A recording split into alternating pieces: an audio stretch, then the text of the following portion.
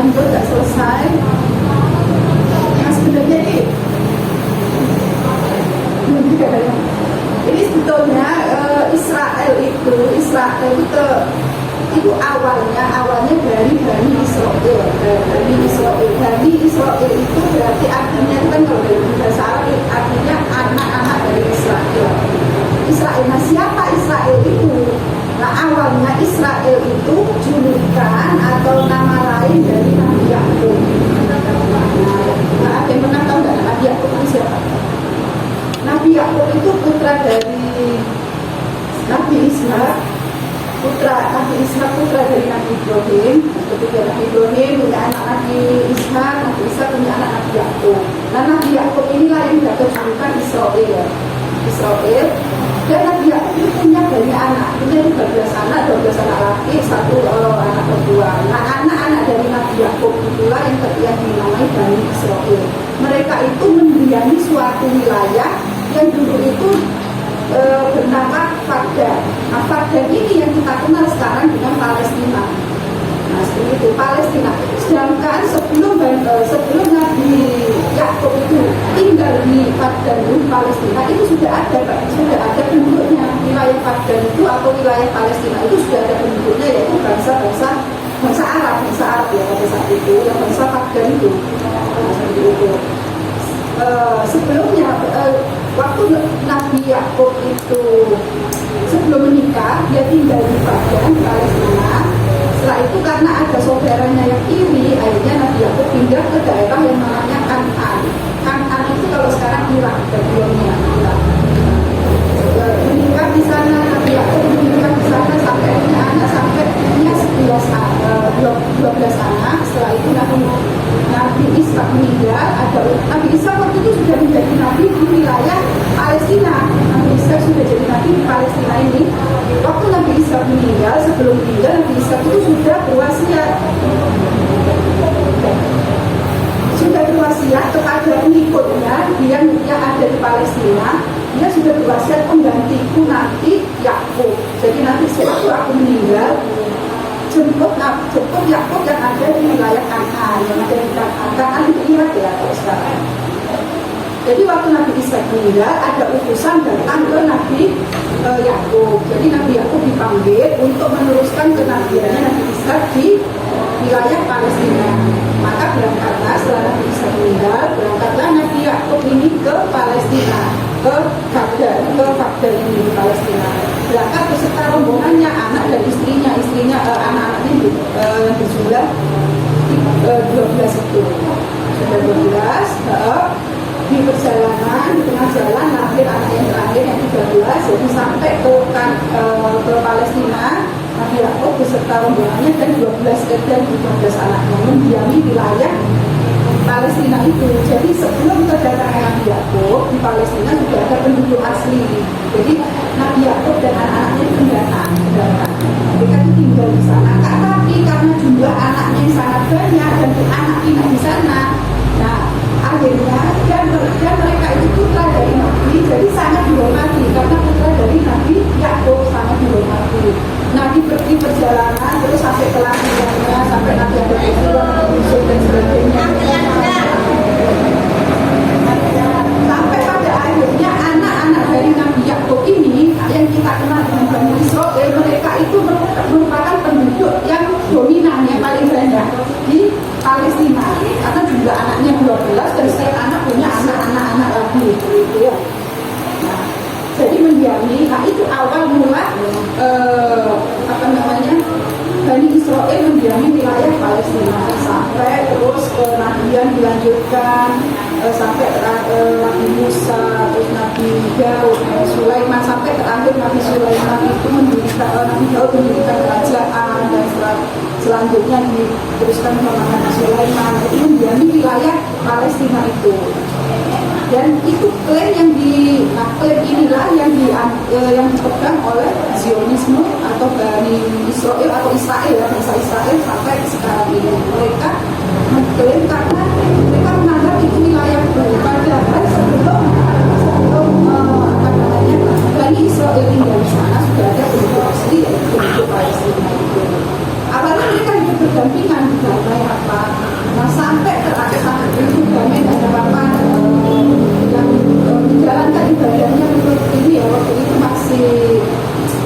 ajaran-ajaran Taurat ya.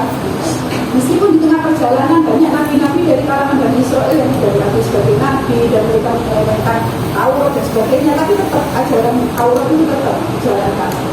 Sampai kita lompat ke tahun setelah Perang Dunia Kedua tahun 45, di mana sekutu mengalami kemenangan. Nah, di saat itulah peristiwa Holocaust di saat setelah Perang Dunia Kedua, akhirnya bangsa-bangsa Yahudi atau bangsa Israel ini, atau yang lebih ditujukan lagi Zionisme, ada gerakan namanya Zionisme. Nah, Zionisme inilah yang mau menguasai Palestina karena mereka mengklaim itu wilayahnya. Tahun setelah Perang Dunia Kedua, bangsa Yahudi menuntut untuk menempati wilayah Palestina ini. Mereka mengklaim itu kalau menurut Taurat itu wilayah. Nah, klaim mereka ini didukung sepenuhnya sama bangsa-bangsa Eropa yang menangani Perang Dunia Kedua dan bangsa Amerika. Akhirnya didatangkanlah awal kedatangan bangsa Israel secara besar-besaran ke wilayah Palestina itu tahun 48 itu. Awalnya mereka datang dengan damai. Itu pada saat itu Palestina sebagai negara yang merdeka, negara yang sudah ada. Nah, mereka itu bangsa Israel atau Zionisme itu mulai berdatangan dan diterima dengan tangan terbuka, dengan senang hati. Bahkan mereka tuh bikin paspor awalnya paspor Palestina. Nah, itu mereka datang semakin lama semakin banyak dan mereka mulailah pengiriman pengiriman wilayah Palestina. Mereka mengatasnamakan agama. Menurut Taurat ini memang wilayahku, dan mereka dengan alasan-alasan yang terus terang tidak bisa diterima karena dari awal itu memang wilayah Palestina itu punya bangsa Palestina sendiri, wilayah mereka. Nah, cuman karena yang berkuasa pada saat itu pemenang Perang Dunia Kedua Amerika dan sebagainya, dan Israel Zionisme itu mendapat dukungan penuh dari Amerika dan Israel, akhirnya terus dilakukan itu. Israel minta merdeka, minta wilayah sendiri, minta diakui sebagai negaranya negara Israel dan bangsa Yahudi. Yahudi itu sebenarnya nama salah satu anak dari Nabi Yakub itu, anak ketuanya kan bernama Yahuda. Nah, anak keturunannya itu dikenal dengan Yahudi seperti itu. Akhirnya mereka minta wilayah, minta suatu negara yang berada di Palestina itu. Nah, di sanalah awal konflik. Bangsa Palestina tidak mau, enggak ini wilayahku. Sedangkan Zionis, bangsa Israel, enggak ini wilayahku. Nah, itulah awal konfliknya itu. Dan karena Israel didukung sama Amerika dan negara-negara pemenang Eropa, pemenang Perang Dunia Kedua, terus terjadi perang, semakin lama wilayah Palestina semakin sedikit sampai dikenal dengan two-state solution, dua negara yang gitu. Perjanjian damai terus dilakukan, tapi dan setiap ada perjanjian damai dan saat itu juga Israel selalu melanggar perjanjian damai sampai akhirnya sekarang wilayah Palestina tinggal dua bagian, yaitu tepi barat dan Gaza. Yang sekarang ini yang di jalur Gaza ini yang dikuasai oleh Hamas itulah yang terus melakukan perlawanan. Sedangkan bagian Palestina yang di tepi barat meskipun tidak melakukan perlawanan, tapi terus di wilayahnya tambah sedikit karena diambil terus sama Israel. Dan itu negara-negara barat membiarkan melakukan pembiaran, dibenarkan. Nah, sedangkan wilayah yang di jalur Gaza yang dikuasai sama Hamas, nah itulah yang terus berjuang berusaha tidak mempertahankan wilayahnya sampai hari ini. Konflik inilah yang berlanjut sampai sekarang, penjajahan terhadap. Jadi wilayah Palestina yang sebenarnya kalau kita lihat di peta atau yang diakui sama dunia itu tinggal dua aja, tinggal jalur Gaza sama tepi barat. Itu pun tepi barat terus dilakukan aneksasi ya, terus dilakukan penyempitan wilayah untuk Palestina. Jadi wilayah Israel ini semakin lebar mengemuka di tepi barat. Jadi itu sejarah singkat konflik ya, penjajahan Israel terhadap Palestina. Itu mungkin singkatnya Mas, kalau misalkan kita punya rumah ya, kita punya rumah mbak punya rumah orang tua, ternyata tiba-tiba ada tamu, kita terima dengan baik nggak? Terima dengan baik. Akan kita kasih makan, ya ini secara sederhana aja ya Bu. kita kasih makan, nginep sehari, 2 hari, lama-lama keenakan bantu kita, oke, kita terima ya. Lama-lama dia pengen ngerebut rumah kita, malah nggak? Marah, itu marah, seperti itu. Palestina ini sudah punya, ada yang punya, kayak kita udah punya tanah air kita, tanah air Indonesia. Tiba-tiba ada orang selain Indonesia masuk, kita terima dong, semua orang namanya tamu kita persilahkan. Nah, lama-lama pengen merebut tanah air kita Indonesia, marah nggak kita? Karena cinta tanah air itu adalah sebagian daripada iman. Makanya kenapa dibilang jihad? Ya, kenapa dibilang jihad yang hubul watan minal iman, cinta tanah air itu sebagian daripada iman? Itu karena yaitu orang-orang Palestina ini sampai titik darah penghabisan, sampai banyak yang syahid, anak-anaknya, ayahnya semua dipertaruhkan, dan ada mental anaknya itu pada kuat semua ya. Itu karena terpana di antaranya gitu, karena merasa ini tanah airku, kalau diambil ya aku akan perjuangkan. Ya, itu secara singkat sederhananya. Kalau bunda kan sejarahnya luar biasa, itu memang ternyata seperti itu kan gitu, luar biasa. Oke ya. Jadi ternyata sebenarnya kalau kita dengar dari budaya tadi itu sebenarnya kita, intinya kita semua keturunan para nabi ya. Iya, keturunan para nabi. Kita keturunan Nabi Adam mungkin ya, kalau kita ya nggak ya. Mungkin kalau bunda keturunan Nabi Muhammad. Misalnya gitu, ada keturunan dari Nabi Yakub, ada keturunan Nabi ya, bukti zaman dulu, nah Nabi Ismail. Keturunan zaman dulu aja kalau kita ternyata bunda iman itu tidak dapat diwarisi ya, jatuhnya gitu. Iman tidak dapat diwarisi. Hatta kayak Nabi Nuh, anaknya juga ya, yang sampai ayo ikut, kadang gitu ya, ayo ikut naik kapal, nggak mau, istri dan anaknya, kayak gitu. Ternyata anaknya Nabi Yakub, kok bisa anak keturunannya Nabi Yakub luar biasa menyimpang sampai sekarang. Ternyata iman itu tidak dapat diwarisi. Jadi beruntunglah kita, meskipun jauh dari Rasulullah ya, umat yang beribu-ribu tahun, tapi kita semoga kita menjadi salah satu penciptanya ya, yang sampai saat ini juga ada di dalam itu kalau dijabarkan oleh tidak membuat. Lanjut. Ya anak-anak ada yang ini sudah pahamkah dengan penjelasan dari Bunda? Jadi kita apa sih kok isu-isu Palestina, semua WhatsApp Palestina, semua status Palestina, semua mendukung Palestina, kan kasarnya gitu. Ternyata banyak dong. Sampai kalau kita waktu itu kalau anak-anak setiap tahun kenapa Imam Humaini ya Bu? Imam Humaini itu kalau bisa Jumat terakhir di Ramadan, siapa yang insya Allah pasti semuanya ke Ramadan 3 akhir Ramadan itu kita kemana? Ke Surabaya ngapain tuh? Demo ya? Nah, demo apa itu coba? Kan nggak ikut-ikutan kok demo panas.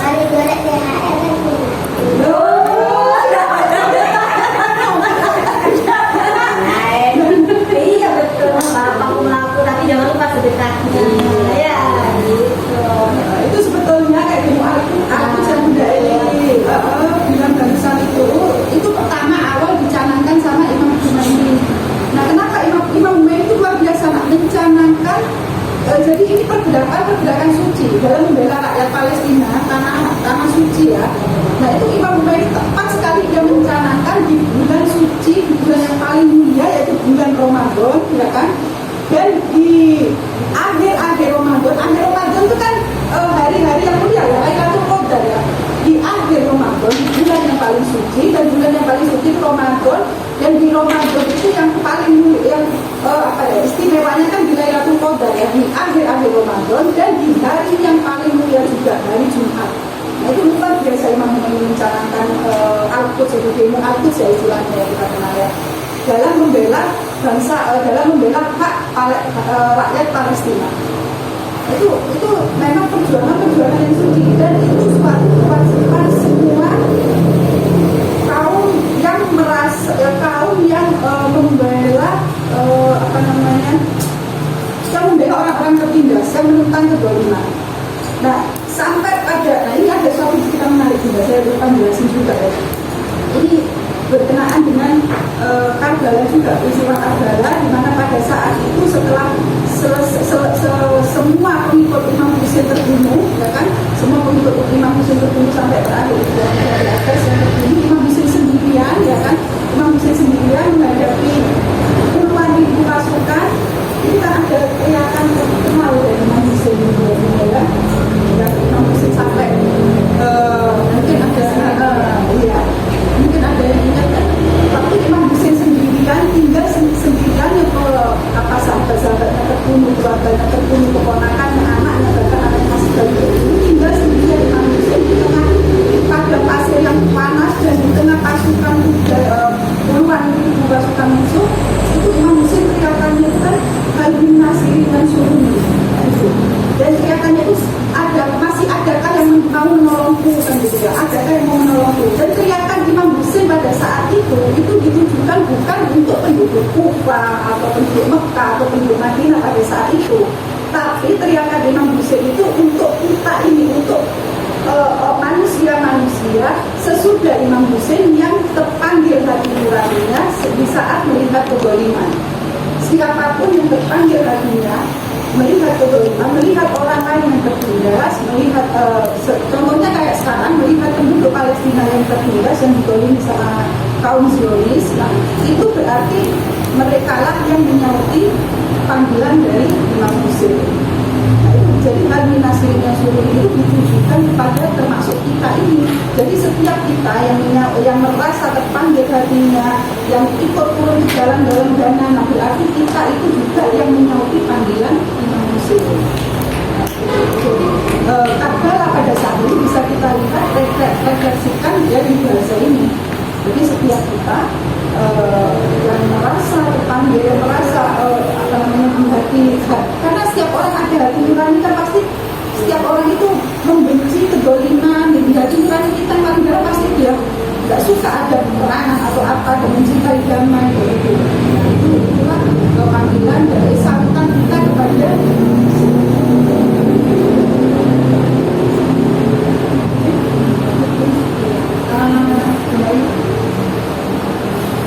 Nah, ini yang keberpihakan kita terhadap Palestina, ya. Kita berada, saya minta Palestina, kan ada dua kubu ya, Palestina sama Israel. Ada Palestina itu gambaran orang-orang yang tertindas. Kalau Israel berarti gambaran orang-orang yang menindas. Nah, kita ada di pihak mana?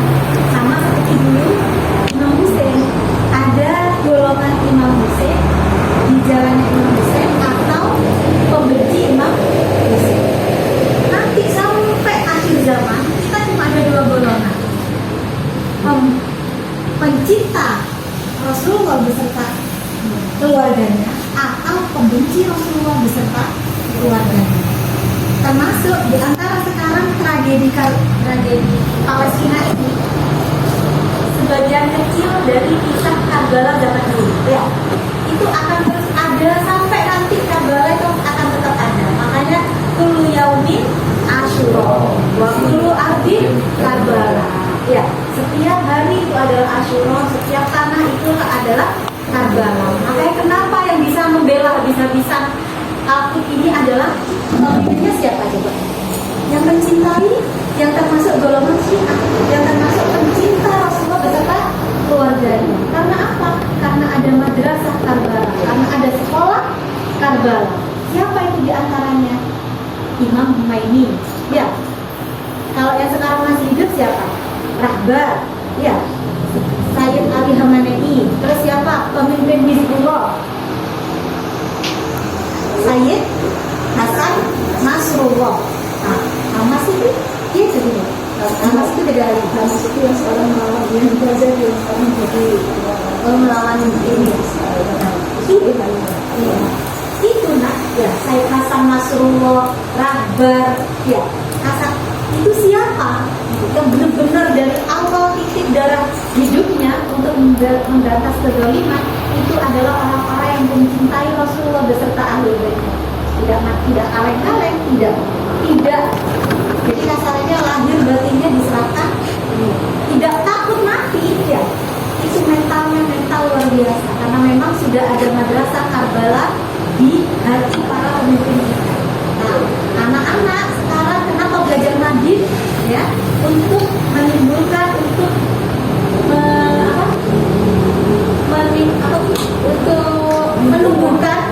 untuk menumbuhkan rasa cinta kita kepada Rasulullah beserta keluarganya, sehingga ada di setiap hati kita madrasah Karbala. Jadi kalau ada yang pusing dengan pelajaran ya, itu artinya tidak ada apa-apanya dengan perjuangan yang waktu itu siapa aja yang di Karbala. Ali Asghar ya, dan kalau yang kecil kan gitu ya. Sekarang kenapa bayi-bayi banyak yang meninggal tapi ibunya pada bahagia? Sudah ada contoh di Karbala ya, Ali Asghar masih bayi yang kalau kita setiap Asyura juga memperingati, nah itu ibunya pada bahagia karena dengan syahidnya putra-putranya itu berarti seperti memberikan cinta kasihnya anaknya kepada kekasihnya yaitu Allah.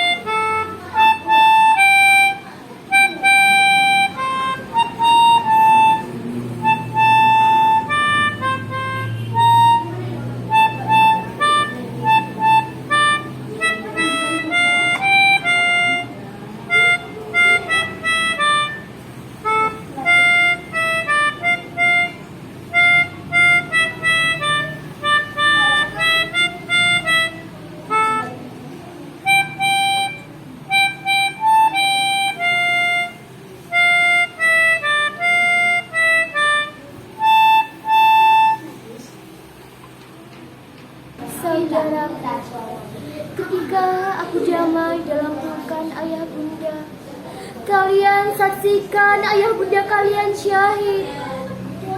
Ketika aku tidur dalam minang bobo ayah bunda, kalian tidur dengan dentuman bom dan banyak rudal.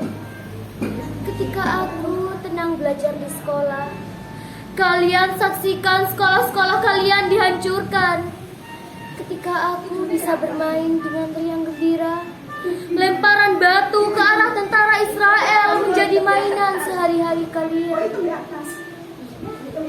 Ketika orang tua kami membangunkan rumah untuk kami, kalian saksikan rumah kalian dihancurkan oleh Zionis. Ketahuilah tak sehari pun kami melupakan kalian. Deritamu sampai ke kami, tangisanmu terdengar di telinga kami, jerit pilumu menghujam sanubari kami. Untuk itu, kami berdiri di sini demi membela hak-hak kalian, demi mengembalikan senyum dan tawa kalian, demi mengembalikan keceriaan kalian. Hanya ini yang bisa kami lakukan. Hanya berdiri dan meneriakan takbir demi kemerdekaan kalian. Terimalah persembahan cinta kami untuk kalian, saudara. Untukmu, Palestinaku, aku malu.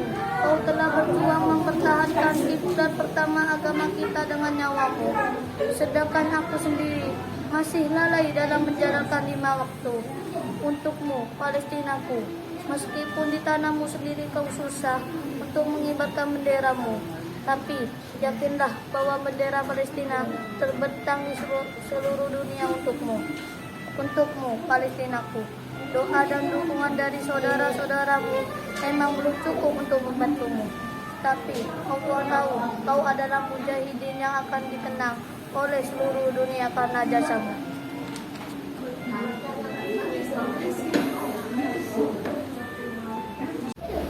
Razan Al-Najjar, gadis manis Palestina, berhijab cantik dengan jas putihnya, bergesa diri membantu para pejuang yang terluka atau tak lagi bernyawa. Hari itu saat tengah bertugas, dadamu ditembus peluru nahas, tubuhmu ilmu rebah, namun semangatmu menyejarah. Gelora perlawanan menyala, tajam aksi yang tak selayaknya. Razan, kau memang telah tiada, namun perjuanganmu mewarnai sampai surganya. Di bawah langit yang biru di Palestina, tentara Zionis telah merubahnya menjadi porak-poranda. Negeri yang indah telah berubah menjadi lautan darah. Wanita, bayi, lansia sekalipun menjadi korban benisnya Zionis. Dalam dukanya Palestina tetap melantunkan kalimat ilahi. Ayat-ayat suci tetap terdengar dari mulut-mulut suci, walaupun dalam keadaan duka dan duka. Palestina menyambut indah kesyahidan mereka menuju jannah di antar malaikat. Gaza ladang pembantaian, Gaza ladang kesyahidan, pilu hati nurani insani. Teriris pedih aku hanya bisa persembahkan tangis. Doaku untukmu, saudaraku, Tuhan pasti bersama. Ya Mahdi, kami menantimu untuk berikan keadilan untuk saudara kami di Palestina.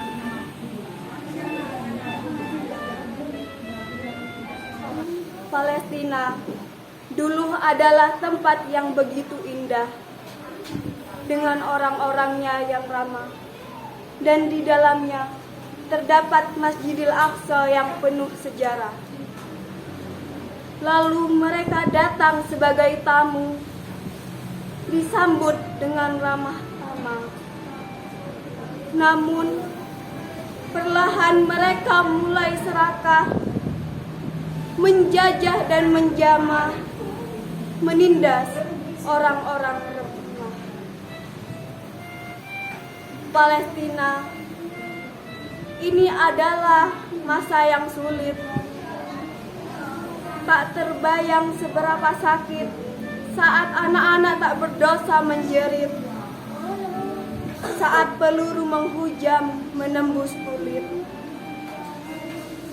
Meski senjata Zionis terus menggempur, membuat darah dan air mata terus mengucur, namun semangat Palestina takkan pernah luntur, mempertahankan tanah leluhur, walaupun raga harus terbujur. Palestina, meski kita tidak satu tanah air, namun tauhid dalam darah ini terus mengalir. Kau tak sendiri. Kita bersama berjuang sampai akhir, hingga saat kemerdekaan terbit. Cukup menjadi manusia saat bom-bom itu meluluh lantangkan. Mungkin suara jeritan ternisa tak lagi terdengar. Sudah hilang suara mereka bilang ditelan suara dan tuman penghancur yang marah jalanan. Assalamualaikum warahmatullahi wabarakatuh. Saya akan mempersembahkan hasil karya saya untuk Palestina. جينا نعينكن بالعيد بنسألكن ليس ما في عنا العياد Allahu Akbar, Islam terbesar, kemenangan dari Allah. Mampas Amerika, mampas Israel.